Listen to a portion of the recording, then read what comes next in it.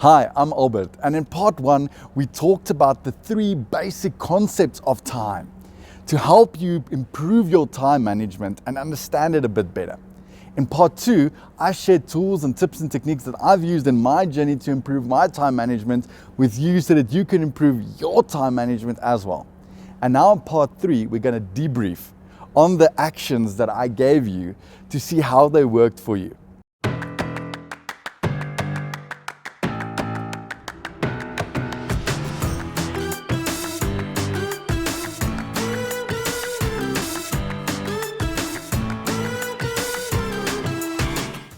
So the first question is, did you do them?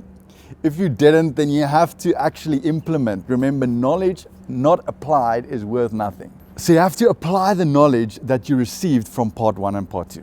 So let's jump right into it. As you tried the timetable and the to-do list, and as you tried juggling your eggs in your egg basket, you might have found three enemies to time management.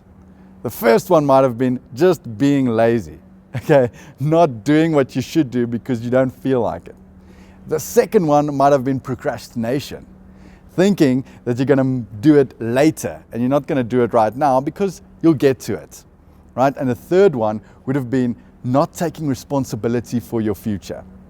Now that's some of the enemies you might have faced when you tried this time management thing.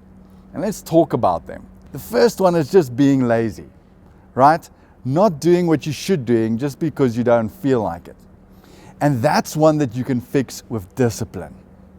You see, discipline is the thought pattern of doing what is necessary now for your future. Thinking about your future first before the now. You see, sacrificing the small, nice things today so that you can have bigger, better things tomorrow. And that is where discipline comes in. Thinking about your future self instead of yourself today. So if you're struggling with just being lazy, try that. Try thinking about how your future will look like if you continue the path that you're on. If you continue chilling on the couch every day, if you continue spending too much time on social media, if you continue not doing what's in the best interest of your future, not studying, not improving, not learning new skills, not building that business or that career, okay? And that will help you not to be lazy. And you can help yourself with visual aids as well. Put a poster on your wall of what your life would look like if you actually start using this time management tools and what your life would look like if you don't. Right? Take a trip down memory lane, see where you came from, see what other people's lives look like when they do not apply these things, and see what people's lives look like that actually do apply time management. And post that pictures all across your wall, on your mobile device, on your desktop PC, so that you see it all the time. That will help you not to be as lazy. The second one is procrastination. Thinking that I'm not going to do it today because I have time tomorrow. I'll do this later. I'll do this another time. There'll still be time to do this. Does that sound familiar? Now, what I've learned is that procrastination always bites you in the end. Because that thing that you've postponed normally comes into play when there's literally no time to actually do it. That thing always comes up on the day where you already have a lot of meetings, a birthday party, family matters to attend to, and then your clothes wasn't washed properly or it wasn't ironed, and now you have to sort that out as well. And as you walked out the door, a dove sat in the tree above you, and now you have to go in and get new clothes, and it's a mess. And on that day, that thing that you've postponed, that you've procrastinated on, is due. And now you have to sort it out when you literally have no time. And that always takes you a step back. That can damage your career, your future, the trajectory that you're on. And it's very important that you understand that. And just think about that, and that will help you to beat that procrastination. And if you still struggle, count down from 3. Right? That sounds dumb, but 3, 2, 1. And then you just do it. Just do it. It's always hard to get into it. But as soon as you get into it, the momentum will build. Promise yourself that you'll do it for only 10 minutes. And if you still don't like it, you'll stop. But I promise you, as soon as you're 10 minutes into it, you're just going to keep on moving with momentum. And before you know it, you've spent your hour that you've booked for that specific item.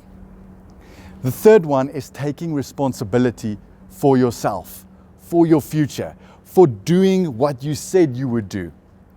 And this is a big one. You see, this is a form of self-respect. You need to honor your word.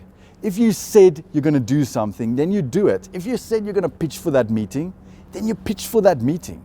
If you said you're going to attend that birthday or that event, then you do that. It's what you said you would do, and therefore you stick to your word. And the same is true for yourself. If you put down a to-do list and you said, I'm going to do this, or if you scheduled a slot in your timetable and you said, I'm going to do this today, then be true to yourself. Have self-respect and do what you said you're going to do.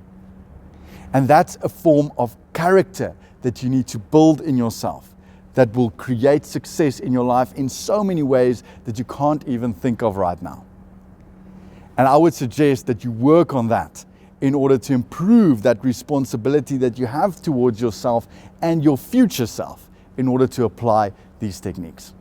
And this time, be wary of those enemies called being lazy or procrastination or not taking responsibility for what you said you would do. And then see if you can navigate around them and install methods like I suggested to help you overcome them so you can start managing your time better and improving your daily success every day. I'm Albert van Wyk, and I'm looking forward to seeing you become a time management master.